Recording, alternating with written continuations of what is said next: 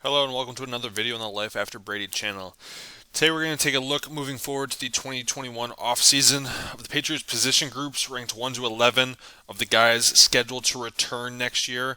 So this does not have the unrestricted free agents such as Joe Thuney, David Andrews, guys like that. And then we are going to be taking some guesses of guys that are most likely moving on. You'll see that a couple position groups why I have them a little bit lower of just it's not a lock that they'll be back. So without further ado, let's get to number one.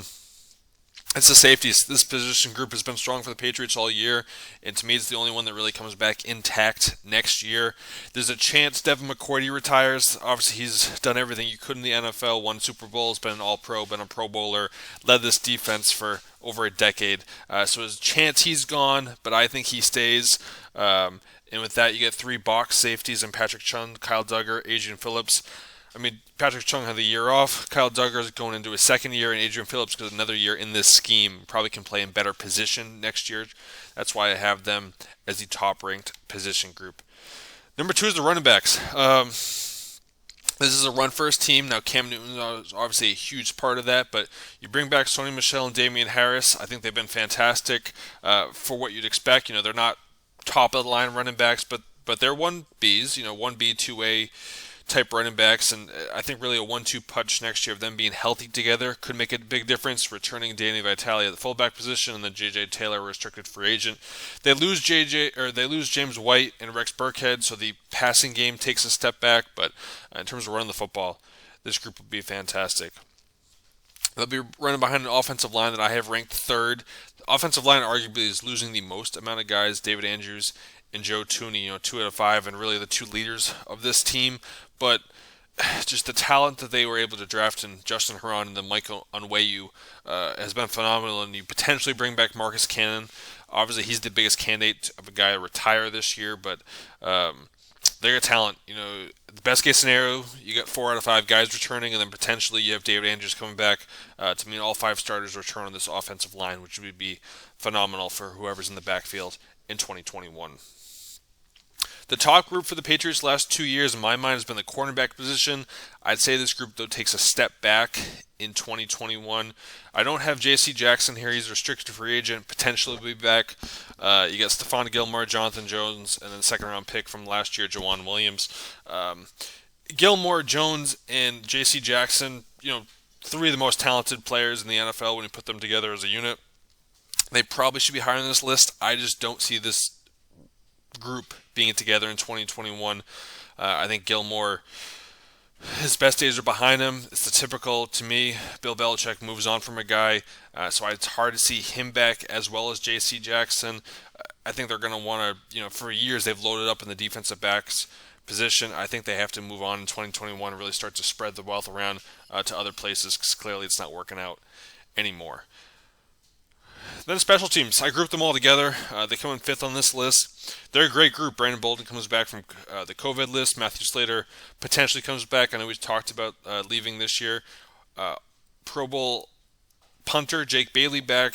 He's obviously a stud. And long snapper Joe Cardona. The reason they're not higher on this list, the kicker position, Nick Folks, free agent, and then Robert Aguayo and the 5th-round pick, I cannot pronounce his name, but Justin out of Marshall, also there. So just too many questions to me, and kicker's obviously the most important position in this group, so too difficult to have them much higher on this list, which brings us to number 6. I split the defense a little differently, went inside, outside, and then off the ball, on the ball. Off the ball linebackers, I got Dante Hightower here. Obviously a candidate for retirement. I'd imagine the itch is still there. And just a chance to lead this defense again. I think he comes back. Anthony Jennings, we didn't see much from him this year, but, an early, top 3 round draft pick. And then Juwan Bentley. Jennings and Bentley, to me, they're not the best, but Hightower would be on this list. You're talking to a guy that's still playing at not a Pro Bowl level, but a very high level.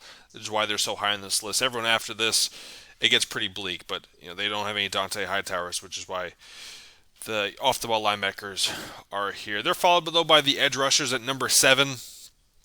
Arguably the most talented of the groups that we have remaining, but just don't really know how they fit in. It's been a weird year for the 2 Michigan guys.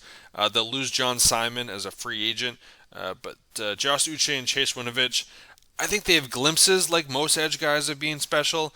Can get to the quarterback. Winovich leads the team in sacks and pressures, but I just don't know if they have it. Are they the right guys? Are they going to be able to pick up the Patriots scheme more and more? Are they? They're not Chandler Jones. Can they be Mike Rabels, that type of guy? Right now, it doesn't look like it, but there's the potential, which is why there's still 7, but um, you know, not higher on this list. This is where it gets pretty ugly, in my opinion. 8, 9, 10, 11. We'll start with the tight ends. It's ugly. They bring back 4 tight ends. That's a good sign. Consistency compared to a couple other groups. But, Matt Lacoste comes back after the COVID list. You got the 2 third-round picks who have been extremely disappointing this year. I think there's a chance that one of them is cut. We'll see if they stick with him. And then Ryan Israel's been good. He's a solid player. But I don't know if he's a starter. He's a second or third guy, in my opinion. Outside of them is the receivers, number 9 on this list. I have him here because of Jacoby Myers. Of all the people remaining, he's the best one that could play on another playoff team, in my opinion. He's probably a 3 receiver, I would say 2 receiver if you're getting lucky on most other teams that are really good. Here he's a number 1, which just isn't going to do. I also, Julian Edelman, a little long on the tooth. Wasn't great as he battled the knee injury this year, and I just don't think you're going to see much from him if he does even return in 2021. I think there's a strong candidate. He moves on. And then N'Keal Harry, Tommy Curran wrote about it today. Probably a chance he moves on. As he said, Patriots may, cut bait at this point. It just hasn't worked out. I could see that. $4 million is a sizable. These are dead cap numbers. Sizable chance. Sizable number to have to keep, but cut. But they've done worse. This year they're sitting with Brady and Gronk's numbers on the dead cap. So I think chance they move on there. And this receiver position really needs to. They need an infusion of talent. You saw what Stephon Diggs did in Buffalo. I think there's a chance that group needs something like this. And these last 2 groups, it's just not pretty. Interior defensive line, so we're talking defensive tackles, nose tackles. It's ugly. You got Bo Allen there, missed all this year with injury, and then Brian Coward, played about 40-50% of the snaps this year. But they lose Lawrence Guy, who's been in the middle. I think this is the reason for me, and we'll get, obviously you can tell what the last position group is at this point, but I think there's a chance they go first round defensive tackle. I don't know the first thing about the 2021 draft at this point for that position group, but I could see the Vince Wilfork, Richard Seymour type of draft pick that Ty Warren, that, just go fill up that middle. The San Francisco game, the Miami game, just teams were able to run all over the Patriots, and Bill Belichick, he's a defensive coach first. I could see him wanting to secure that position group before the final group, which is obviously number 11, the quarterbacks. Newton a free agent, Hoyer a free agent, Stidham's the only one. I think best case scenario for Stidham, he's competing for a backup job next year. Clearly he's not going to be the starter long term. They would have given him more of a shot this year. They didn't. Showing what he was doing in practice, basically. So, this is the worst position group, and then unfortunately for New England, the quarterback position is the most important. You can't have a subpar quarterback, and they don't have any quarterback. So, pretty bleak. We'll wrap up by just going over the free agents. This is who I have. Joe Thuney. I just took out the key ones. Joe Thuney, Jason McCourty, James White, Lawrence Guy, Adam Butler, David Andrews. Obviously, Thuney and Andrews, I think they bring back at least one of those guys. They got to keep that offensive line together because no matter who's at the quarterback position, you want a strong offensive line in front of them. Lawrence Guy and Adam Butler, you'd like to see maybe one of them come back just to keep shore up that defensive line. And then on the right side, you get Rick Spurka, John Simon, Cam Newton, Demir Bird, Nick Folk. I'd be interested to bring Bird back. Maybe number 3 receiver role. What's his market going to be? The market for receivers last year was just atrocious. You basically were just getting minimums, period. I don't see Demir Bird getting a huge contract out there, especially, playing for this terrible Patriots offense.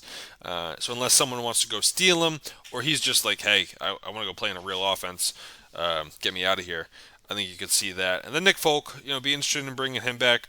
Have no idea what the market for kickers is, but I'd be, intrigued to bring him back after really finishing the year strong in 2020.